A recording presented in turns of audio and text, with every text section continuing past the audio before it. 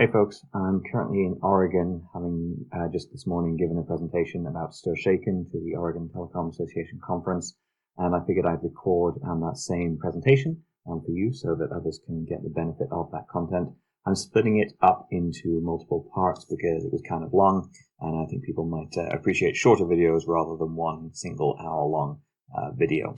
So yeah, let's kick things off. The presentation was titled STIR/SHAKEN is here, kind of, sometimes, to reflect this kind of weird state we're in right now where STIR/SHAKEN is partly deployed, but there's a lot of open questions, and that's what we covered, or I covered, in this presentation.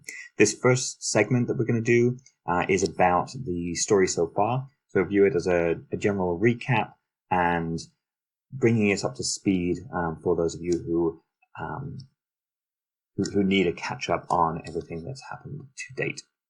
Okay, so the core problem that STIR/SHAKEN is trying to solve is really about robocalls, but STIR/SHAKEN is actually a little bit more narrow than that, and it's focused on how do you know that you can trust the caller ID? And this is actually a tough problem to solve, but luckily this isn't the first time humanity has encountered this kind of issue, so we have some historic examples to go on for a way we could approach this. Because you know who else had figured this out? This guy. So you see, this Roman soldier had a problem. If a messenger brought him orders to attack or retreat, he had to know who sent them. In particular, he was keen to know if these orders came from his boss, who looked something like this. And by the way, if you thought the last guy had a chiseled physique, this gentleman has him beat. This particular statue is Marcus Aurelius, who was the good emperor at the beginning of the movie Gladiator, if you remember that, although that's not particularly relevant to our content. So the key question is, how did ancient civilizations validate the sender of messages?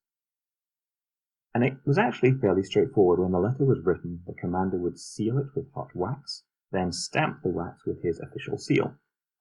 And when the soldier received the orders, he would know A, that it hadn't been opened, and B, who sent it, based on the seal. Assuming, of course, that he recognized the seal, and assuming that no one had created a fake seal, but let's ignore those technicalities for now. This was the general approach which worked in the ancient world. And as we look at STIR/SHAKEN, the approach is actually pretty similar. This slide comes from Transnexus, who have some good materials on this topic.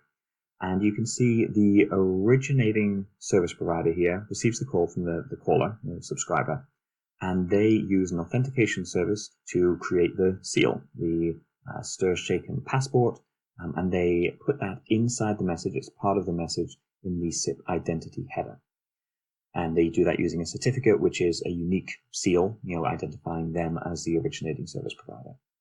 Then the call routes through the PSTN, and when it arrives at the terminating service provider, they look at that SIP identity header and use a verification service to check the identity header, to check the certificate, and look at the contents.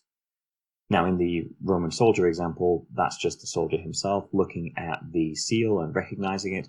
In this particular case, the verification service is able to look at that certificate in the certificate repository and validate whose it was and that it is valid. And then, based on that information, the call can be delivered to the call party as certified with a verified caller ID. I want to take a brief moment to talk about what's actually in that identity header. The contents are described using the acronym PASSPORT, which stands for Personal Assertion Token, and that's not a very good acronym in terms of being close to the actual letters in the word passport, but hey, we'll take it. And basically that assertion token contains the signature, the certificate saying which originating service provider sent it, along with the originating and destination numbers, and also an attestation level, which we will talk about in just a moment. It is also possible for more information to be included in here. There's some plans in the future for what's called rich call data to be included inside the passport, but for now, these are the core things that are contained. The attestation levels are, for STIR/SHAKEN, probably the most important thing that is passed in the passport. And there are 3 different levels with subtly different meanings.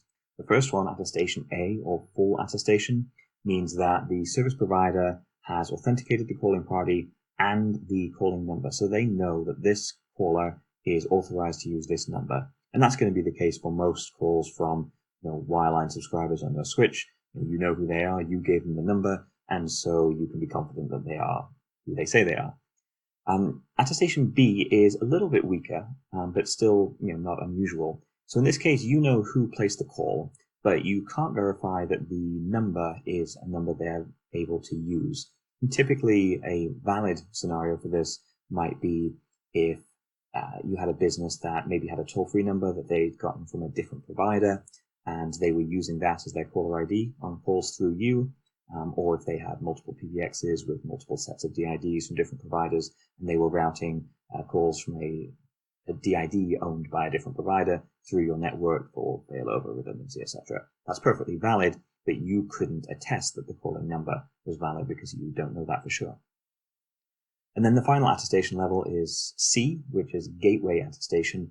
And that basically means you know where the call came from, but you don't know much else about it. But when I say where it came from, that means not the subscriber, but typically this is used for a gateway provider, an intermediate provider who maybe isn't you, the originator, but is a tandem, maybe an international gateway taking calls from an international source. And so you're putting a certificate on it saying, I received this call and I'm sending it into the network, and I know which trunk it came from, but I don't really know anything about the original source. So it gives you an idea of where the call originated within the PSTN, but it doesn't tell you anything more than that.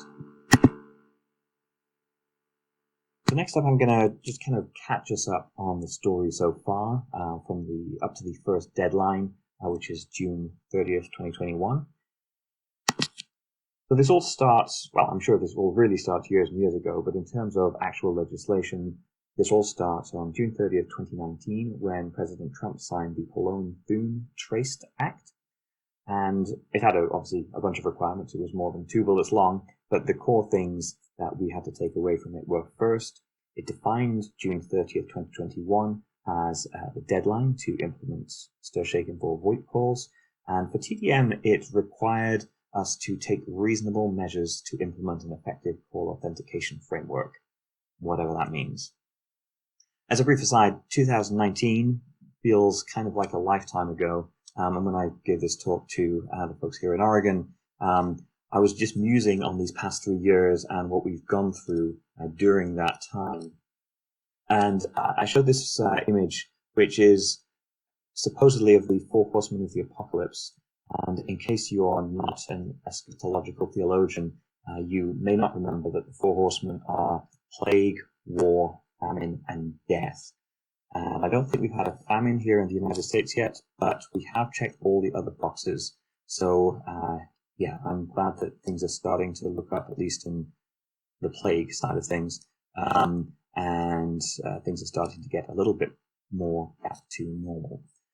So, anyway, a brief interlude. Moving on, other things in the timeline. Shortly, 9 months later, after the original act was passed, in their second report and order on this topic, the FCC gave a 2-year extension for service providers with fewer than 100,000 lines, which is probably many of the people watching this, but only if they put in place a robocall mitigation plan, and only if they were part of an organization investigating options for TDM traffic. There's a few more requirements too, but those were the key ones. And then, moving forward, as we got closer to the deadline in April of 2021, they finally released the robocall mitigation database so that people could put their plans in the database. And then in June of 2021, we reached the first FCC deadline that was defined in the Act. I'm going to take a moment here just to remind you what robocall mitigation is, if you haven't come across that before. Basically, the idea is to ensure that you are not the source of illegal robocalls. It's not about preventing robocalls entering your network. It's about preventing them from exiting your network. And of course, if everyone does this, that should reduce the number of robocalls in the PSTN as a whole, because they're not even getting in. Unfortunately, the FCC did not at the time, and still hasn't really provided concrete guidance on what a good robocall mitigation plan looks like. But most of the plans I've seen include some combination of knowing your customer, monitoring your network for suspicious calls or calling patterns, and then investigating any suspicious activity. Potentially they might improve that with some more concrete requirements in the future, but that's what we have today and what you see in most of the plans that are publicly available in the robocall mitigation database. Although if you do look at some of those, you'll see that the length varies quite a lot. Some people's plan is about 1 paragraph, and other people have several pages of more detailed information about what they plan to do. So what that means for the typical ILEC today is you find yourself more or less in this state, and the folks at the conference here agreed that this is more or less where they were. So everyone should have filed a robocall mitigation plan. Everyone is part of an industry working group investigating TDM options. That kind of happens almost naturally because the NTCA has a working group doing that. So if you are part of your telecom association, then you're generally going to be part of this working group, indirectly. And then something I haven't mentioned already, but is also important, there is also a industry traceback group run by US Telecom. And if they should come to you asking for help tracing robocalls that they think pass through your network, then you should obviously cooperate with them and be happy to help them investigate. So those are all requirements of the original act that you have to be doing, even if you qualify for the extension. And then other things that you might be doing. Firstly, a good number of ILECs have implemented STIR/SHAKEN on SIP trunks in their network, and it's technically possible and has been since before the first deadline. So if you have SIP, many people did that, although equally it wasn't required if you qualified for the extension. And then another optional thing is on the inbound side, you might be marking inbound robocalls as spam, not because there's any FCC requirement to do so, but because your subscribers appreciate that as a service from you as a service provider. And that's where I'm going to stop this first part of this video. That catches us up on where we are today. And in the next segment, which I'll release soon, then you will kind of see some of the issues that we have to address, coming out of this, things that are not yet resolved. And then we'll talk a bit more about the future. So be sure to join me for that when I release it.